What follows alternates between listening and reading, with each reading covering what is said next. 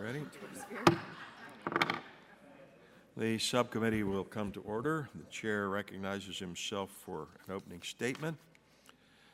Today, the subcommittee will consider 4 bipartisan public health bills to improve health care for newborns, infants, and children, strengthen the National Marrow Donor Program, and cord blood donation, along with a bill designed to curb prescription drug abuse. As many of you know, one of this subcommittee's top priorities has been helping and protecting children and families. These bipartisan bills that are the subject of today's markup represent our ongoing effort to work together to strengthen public health and solve problems in our nation's healthcare system. H.R. 1344, the Early Hearing Detection and Intervention Act of 2015, authored by Health Subcommittee Vice Chairman Brett Guthrie and Congresswoman Lois Capps, amends the Public Health Service Act to reauthorize a program for early detection, diagnosis, and treatment regarding deaf and hard of hearing newborns, infants, and young children. The Child Health Act of 2000 first authorized newborn health hearing screening, and at that time only 40% of newborns were being screened. Today, over 95% of newborns receive hearing screenings. This is essential for the 33 children born every day with hearing impairment, a common congenital condition.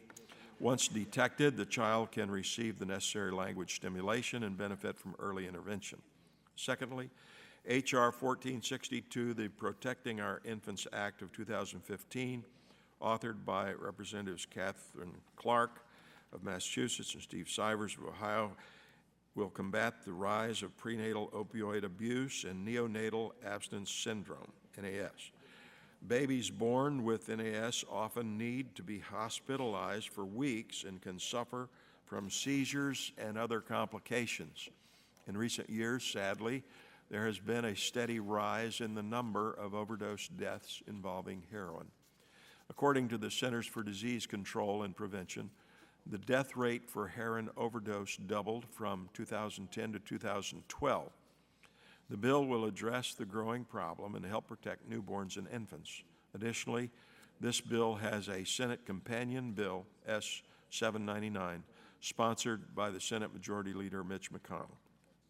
Thirdly, H.R. 1725, the National All Schedules Prescription Electronic Reporting Reauthorization Act of 2015, or NASPR, as it's called, is an important program that helps states combat prescription drug abuse of controlled substances through prescription drug monitoring programs, PDMPs. NASPR is administered by the Department of Health and Human Services and provides grants to states to establish and improve prescription drug monitoring programs. This legislation will ensure states have adequate funding to address the needs of prescription drug abuse. It will help prevent patients from doctor shopping and abusing prescription drugs. It will ensure appropriate law enforcement, regulatory, and state professional licensing authorities have access to prescription history for purposes of investigating drug diversion and errant prescriber or pharmacist prescribing and dispensing practices. Finally, H.R. 2820, the Stem Cell Therapeutic and Research Reauthorization Act, introduced by Representative Chris Smith of New Jersey and Doris Matsui of California, reauthorizes the Stem Cell Therapeutic and Research Act of 2005, which provides federal support for cord blood donation and research essential to increasing patient access to transplant. The purpose of the National Marrow Donor Program is to help save lives of patients with blood cancers like leukemia, lymphoma, other life-threatening diseases through adult stem cell transplants. Every 4 minutes, someone is diagnosed with blood cancer. In most cases, a bone marrow or cord blood and peripheral blood stem cell transplant is the only option for a cure. 70% of patients do not have a donor in their family and rely upon the National Registry to find a match. The National Marrow Donor Program in my home state of Pennsylvania has already conducted 2,159 transplants as of 2014, And the transplant centers in Pennsylvania include Thomas Jefferson University Hospital in Philadelphia, Hahnemann University Hospital in Philadelphia, University of Pennsylvania Medical Center in Philadelphia, Temple University Hospital in Philadelphia, Western Pennsylvania Cancer Institute in Homemaker, UPMC Hillman Cancer Center in Pittsburgh, Penn State Hershey Medical Center in Hershey, Children's Hospital of Philadelphia, and Children's Hospital of Pittsburgh. There are 930 donors in Pennsylvania. Since 1987, more than 61,000 transplants nationwide have occurred through this program. So I support each of these bills. I urge their adoption by this subcommittee and yield back the balance of my time. And now recognize the gentleman from Texas, Mr. Green, for 5 minutes for his opening statement. Thank you, Mr. Chairman. Good morning, and I want to thank everyone for being here today. We're here to mark up 4 important pieces of legislation that will strengthen public health, each of which is a product of bipartisan effort. I want to thank the chairman for holding this markup. It's both an opportunity to advance worthy legislative proposals, but to build on the committee's record of bipartisan success, most recently demonstrated by the passage of H.R. 6, the landmark 21st Century Cures Act. H.R. 1344, the Early Hearing Detection and Intervention Act, is led by Representatives Lois Capps and Brett Guthrie. Beginning in 2000, Congress took steps to facilitate the development of newborn and infant screening and intervention programs. This bill reauthorizes and makes further improvements in the Early Hearing Detection and Intervention Program, which facilitates detection of treatment for hearing-impaired newborns and young children. As we heard at our legislative hearing on this bill in June, early identification of a child's hearing loss increases the likelihood that intervention and treatment services can successfully prevent or limit development delays. It can significantly improve quality of life and education outcomes for children. The vast majority of deaf children are born to hearing parents. The outreach services provided by this program and reauthorized in this bill will help ensure that children and their parents receive appropriate screening and follow-up. H.R. 1462, the Protecting Our Infants Act, is led by Representative Catherine Clark and Steve Stivers. The CDC has found drug overdose to be the leading cause of injury death in the U.S. According to the recent studies, the incident rate of neonatal abstinence syndrome, NAS, quadrupled in less than a decade. This bill helps combat prenatal opioid abuse and neonatal abstinence syndrome that is part of the ongoing opioid epidemic. It will facilitate the development of recommendations for treatment of the prenatal opioid abuse and NAS and coordinate a national strategy to close research and program gaps. It will also help states improve data collection and surveillance activities. The National All Schedules Prescription Electric Reporting, or NASPR, Authorization Act is sponsored by full committee member, Ranking Member Frank Pallone and Representative Ed Whitfield. The NASPR bill will reauthorize and make key improvements to the Prescription Drug Monitoring Program, or PDMPs, as their name suggests. PDMPs are an integral part of our national effort to combat the ongoing opioid and prescription drug epidemic. The NASPR Reauthorization Act will help strengthen interoperability among PDMPs and will help states improve their programs so they can reduce diversion and assist physicians in their clinical decision making. The final bill up for consideration is H.R. 2820, the Stem Cell Therapeutic Research Reauthorization Act. It's championed by Representative Doris Matsui from our committee and Congressman Chris Smith. According to the Health Resources and Services Administration, nearly 20,000 patients in the U.S. need bone marrow or cord blood transplant each year. The bill reauthorizes the C.W. Bill Young Cell Transplantation Program, which includes National Bone Marrow Program. The program provides stem cell and cord blood transplants to patients suffering from diseases such as leukemia, lymphoma, and sickle cell anemia. We can all agree that we must take steps to combat the growing opioid epidemic. We should ensure swift screening, diagnosis, and treatment for hearing-impaired infants and children. Transplants should also be available for patients suffering from the life-threatening blood cancers and other conditions. Each of these bills is a product of thoughtful and bipartisan consideration and work, and I thank their sponsors for their commitment to public health. I look forward to working together in a bipartisan manner to advance these bills. And Mr. Chairman, before I yield back my time, I'd like to ask unanimous consent to place into the record by our committee colleague Doris Matsui her statement. Without objection, so ordered. Chair thanks, gentlemen. Now recognizes the chairman of the full committee, Mr. Upton, for 5 minutes for his opening statement. Well, thank you, Mr. Chairman. Our very top responsibility in Congress is to help and protect families in local communities. In the 113th Congress, this committee advanced more than 24 bills to strengthen the public health that were ultimately signed into law. This year, we've already seen H.R. 2, the Medicare Access and CHIP Reauthorization Act, become law, in addition to moving the 21st Century Cures Act, H.R. 6, through the full committee, through the House, with a very strong bipartisan vote. It is bills like these that have a real positive impact on families back home, not only in Michigan, but certainly across the country. And today, we continue our commitment to public health with a consideration of 4 very important bipartisan bills to help infants and children to work to fight prescription drug abuse and support continued life-saving research. H.R. 1344, the Early Hearing Detection and Intervention Act of 2015, introduced by Subcommittee Vice Chair Guthrie and Rep. Capps, would reauthorize a program for early detection, diagnosis, and treatment for deaf and hard of hearing newborns, infants, and young children. H.R. 1462, the Protecting Our Infants Act of 2015, introduced by Representative Catherine Clark and Steve Stivers, and Senate Companion S. 799, introduced by Senate Majority Leader McConnell, would address the increasing problems of prenatal opioid abuse and neonatal abstinence syndrome. H.R. 1725, the National All Schedules Prescription Electronic Reporting Reauthorization Act of 2015, introduced by Mr. Whitfield, Dr. Buchan, Ranking Member Pallone, and Mr. Kennedy, would establish a grant program for states to administer prescription drug monitoring programs. H.R. 2820, the Stem Cell Therapeutic and Research Reauthorization Act, introduced by Representative Chris Smith and Matsui, would reauthorize the Stem Cell Therapeutic and Research Act. Stem cells, as we know from both cord blood and bone marrow, are used to treat nearly 80 life-threatening diseases, including cancer, blood diseases, and immune disorders.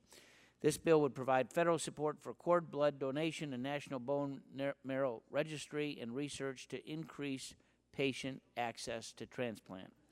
I thank the sponsors and the co-sponsors for their hard work and support, the staff for each of these bills that are before us today. I look forward to advancing these bills to the full committee and growing our committee's record of bipartisan success in this Congress as well, and I yield back.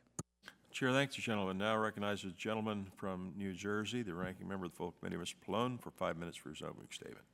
Thank you, Chairman Pitts.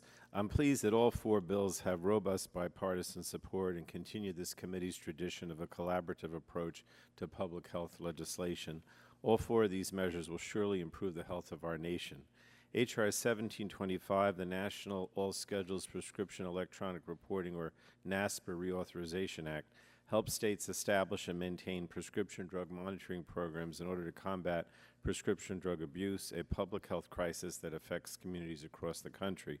Approximately 6.5 million individuals in the U.S. were prescription drug users for non-medical purposes in 2013. PDMPs aid in combating that problem by helping prescribers, pharmacists, and law enforcement officials track the misuse of prescription drugs. Mr. Whitfield and I have worked on this bill for a number of Congresses, and I'm hopeful that once reauthorized, we can ensure the program is finally funded. And I also want to thank Mr. Kennedy and Mr. Buchan for joining our efforts. H.R. 1462, the Protecting Our Infants Act of 2015, targets the sad reality of our country's opioid epidemic, prenatal opioid abuse, and the steep increase in the incidence of neonatal abstinence syndrome, or NAS. NAS occurs in newborns who are exposed to opiates while in their mother's womb and is associated with negative health outcomes, including preterm births, low birth weight, and complications such as respiratory distress. The bill would establish a comprehensive national response to this urgent public health crisis. It would require HHS to develop recommendations for the treatment and prevention of prenatal opiate abuse and neonatal abstinence syndrome. It would require the CDC to assist states in collecting data to monitor the problem, and would direct HHS to develop a coordinated research and programming strategy to address the public health challenge of NAS. I want to also thank Representative Catherine Clark for her leadership on this critical and timely issue, and I'm pleased that we're moving the legislation forward.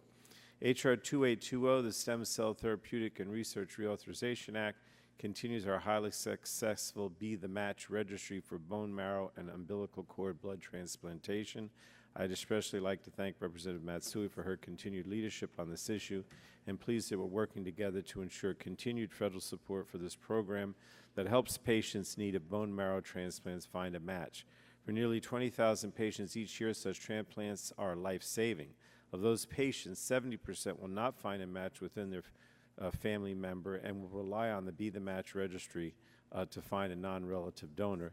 And the reauthorization bill will ensure that federal support continues for this life-saving program. And finally, H.R. 1344, the Early Hearing Detection and Intervention Act of 2015, which was introduced by Representative Capps and Guthrie, would reauthorize the successful early hearing detection and intervention program. Because of the program today, approximately 97% of newborns receive screening for hearing loss, and that is a major accomplishment. Before the creation of the program, less than half of all newborns received hearing screenings. In addition, early detection of the program helps ensure that children have early access to interventions and treatments that are critical in minimizing a hearing-impaired child's risk of development delays, especially communications, social skills, and cognition. This bill would ensure that we continue to provide federal support for this important and successful public health program. So, Mr. Chairman, I look forward to working with you and our colleagues as we move these important public health bills forward, and I yield back. Chair thanks the gentleman. The chair reminds members that pursuant to committee rules, all members' opening statements will be made part of the record. Are there further opening statements? Chair recognizes gentleman from Kentucky, Mr. Whitfield, for 3 minutes for his opening statement. Mr. Chairman, thank you very much, and I want to thank you for bringing up H.R. 1725, the NASPA Reauthorization Act. I want to thank Mr. Kennedy and Mr. Pallone and Dr. Bouchon for being involved in this process. I know this bill is going to be for the full committee next week, but I do want to point out some real concerns that I have over the practical problems that we face with NASPR. As many of you know, the Appropriations Committee established a drug monitoring program at the Department of Justice many years ago, even before we adopted NASPR. NASPR in 10 years has only received $2 million in appropriations, but the DOJ program has had large sums of money. Then in the omnibus bill last year for 2015, funding for 2015, we've discovered that $20 million has been appropriated for a drug prescription program at CDC. So now we have 3 drug monitoring programs, and as we one purpose we're trying to do in this bill is coordinate 2 of these programs. Since then, we've discovered there's a 3rd. So as we go to full committee, hopefully some of us can get together and maybe try to address a way for better interoperability and coordination. And with that, I'd like to yield the balance of my time to Dr. Bouchon. Thank you. As a co-sponsor of this, co-author of this legislation, I'm pleased that the subcommittee is marking it up. Prescription drug abuse is a growing problem, not only in my home state of Indiana, but across America. The NASPA reauthorization provides grant funding to the states to foster the use of prescription drug monitoring programs as one of the ways to help combat this problem.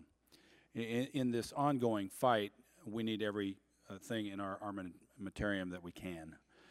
And in my district specifically, in many of the jurisdictions, the law enforcement has told me that prescription drug abuse has surpassed methamphetamine abuse as the #1 problem facing our state, and specifically my district. So I want to thank co-authors Representative Whitfield, Representative Kennedy, and Ranking Member Pallone for allowing me to join this effort. And I urge all my colleagues to support this bill and look forward to working on it as it moves through the full committee and hopefully to the House floor. Now yield back. Chair thanks the gentleman. Now recognize the gentleman from Massachusetts, Mr. Kennedy, for 3 minutes for his opening statement. Thank you, Mr. Chairman. I want to focus my remarks on the National All Schedules Prescription Electronic Reporting Reauthorization Act. I was proud to join Congressman Whitfield in introducing this bill earlier this year. Dr. Bouchon and the other colleagues that have co-sponsored this important piece of legislation, I want to thank you for your efforts as well. And Mr. Chairman, I want to thank you for your leadership on this issue and your partnership in tackling a critical piece of our fight against opiate addiction.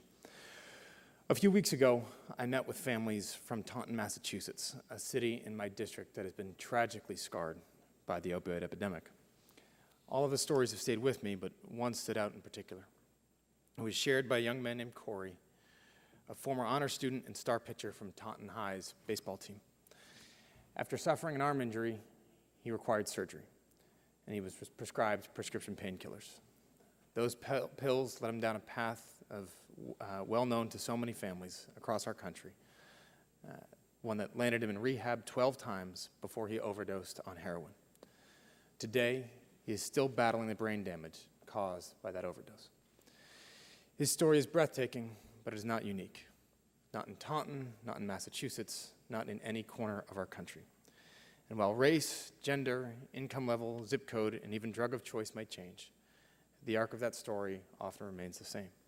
It begins at home in a medicine cabinet, leads to street corners and drug dealers, builds to families torn apart, hearts broken, before ending with lives lost or forever altered. With the NASPR bill, our goal is to tackle that first chapter in the story, the medicine cabinet.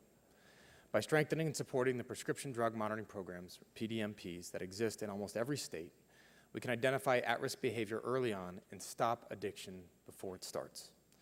Just this month, a study of the CDC and FDA stressed why PDMPs are so important. It found that people addicted to prescription painkillers are 40 times more likely to misuse heroin. Another earlier study noted that 4 out of 5 heroin users first experience addiction through prescription opioids. Giving doctors the tools to identify patterns of overprescription by supporting and enhancing monitoring programs will help stem the tide of overdose deaths across our country. Another integral piece of this legislation is improving the interoperability of state-led PDMPs, and that is the ability of those programs to talk to each other. In a district like mine, driving from Fall River, Taunton, or Attleboro into Rhode Island only takes a few minutes. And it's essential that doctors in both states can communicate and flag risk-taking behavior without violating the privacy of patients. There's no silver bullet to this crisis, but through NASPR and other legislation like Congresswoman Clark's Protecting Our Infants Act, we can begin to make a difference. Between 2012 and 2014 in Massachusetts, opioid-related deaths rose by 33%. Our actions in this committee today will help to define those statistics for the next 2 years. With that in mind, I urge my colleagues to support the NASPR bill and look forward to working with all of you on other solutions to the epidemic in the coming months. I yield back. Chair thanks the gentleman. Are there other members seeking recognition?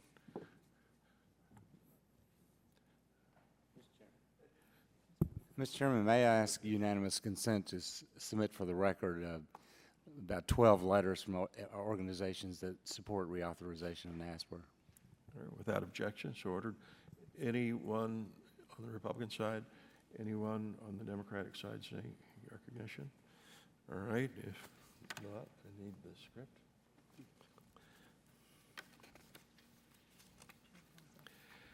The chair now calls up H.R. 1344 and asks the clerk to report.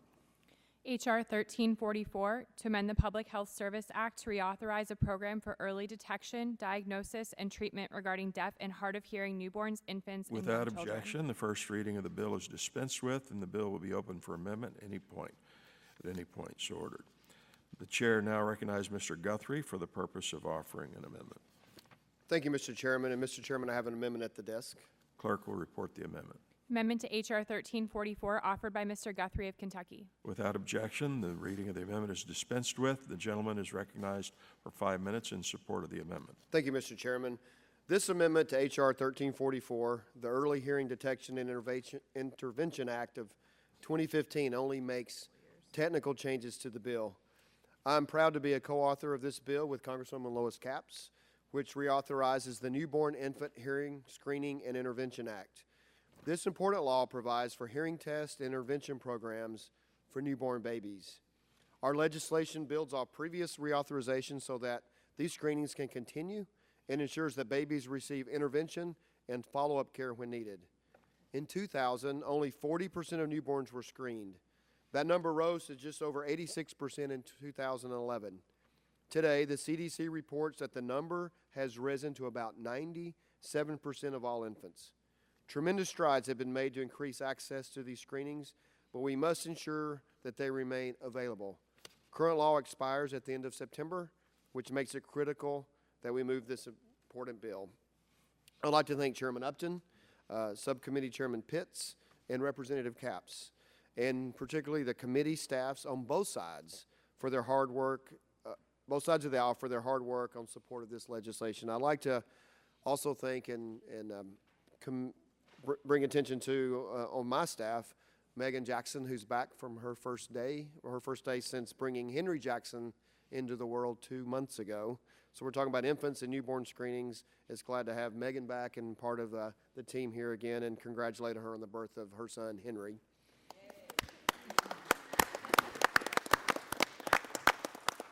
Appreciate that. And I also have 2 letters, one from the Academy of Pediatrics in support, the American Speech and Language Hearing Association for support, that I'd like to have unanimous consent to enter into the record. Without objection, so ordered. Thank you, Mr. Chairman. Thank you for your time. Thank you, Congresswoman Capps, and I yield back. Chair thanks the gentleman. Is there further discussion on the amendment? Chair recognizes Ms. Capps for 5 minutes. Strike the last word. Mr. Chairman, I move to strike the last word.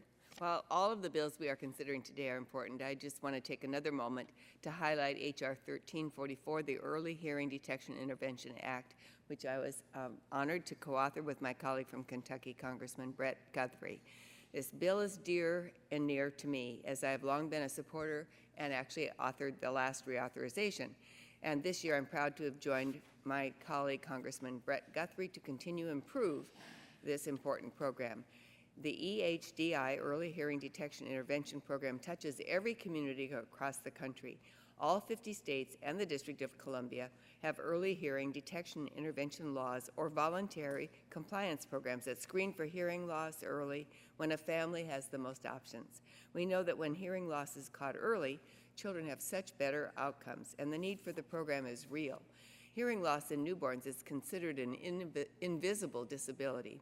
According to the National Institutes of Health, 2 to 3 of every 1,000 children in the United States are born deaf or hard of hearing, and more lose their hearing later during childhood.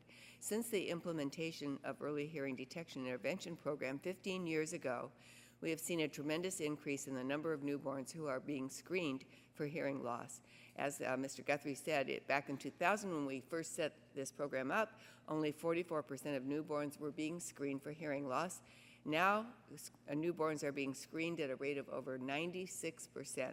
This is a remarkable achievement, and it is so important because if a hearing loss is left undetected, this condition can impede speech, language, and cognitive development.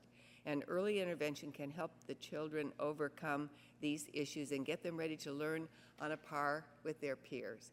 But our work isn't done. EHDI ensures that every newborn is screened for hearing loss prior to hospital discharge. Infants that do not pass the screening should receive a diagnostic evaluation and should then be connected to early intervention programs. Unfortunately, according to the CDC, 36% of newborns who fail their initial hearing screening are not receiving appropriate follow-up care.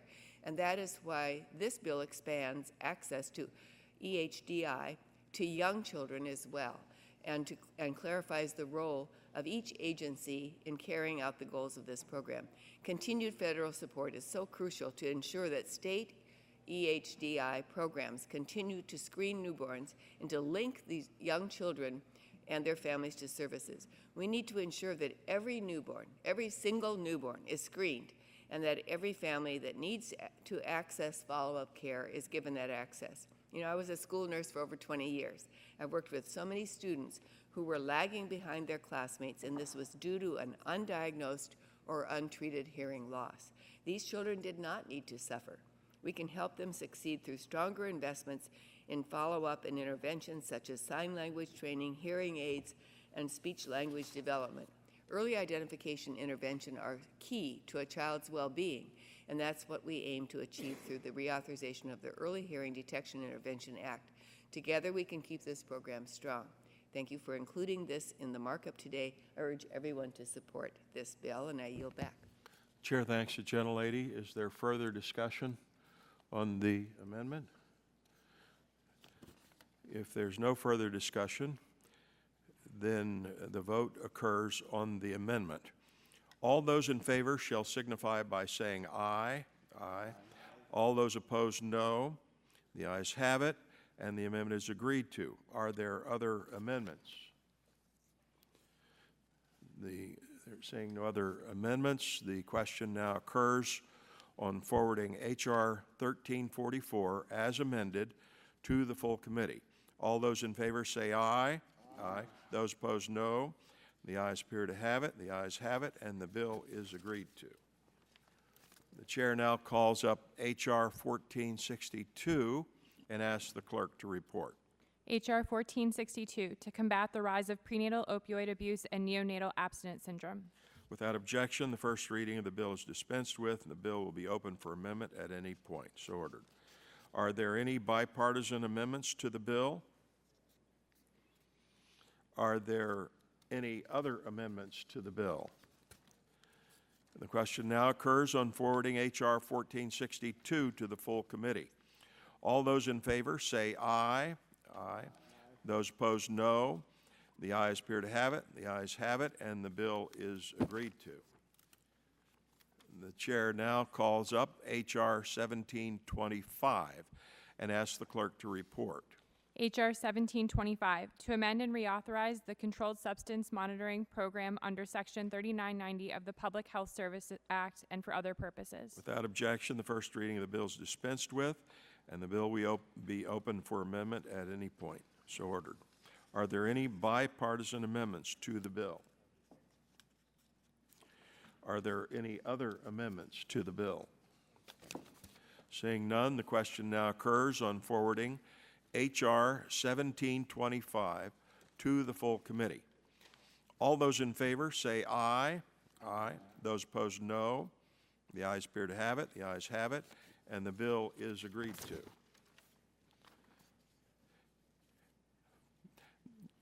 Finally, the chair calls up H.R. 2820 and asks the clerk to report.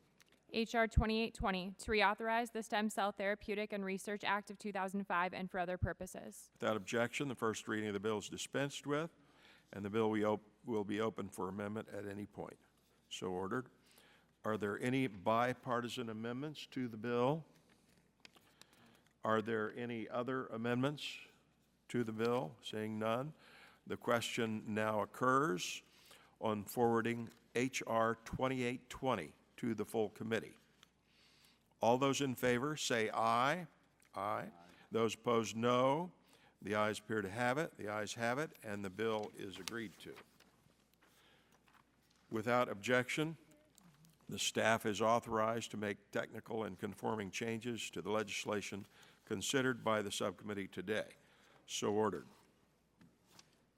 Without objection, the subcommittee stands adjourned. All right.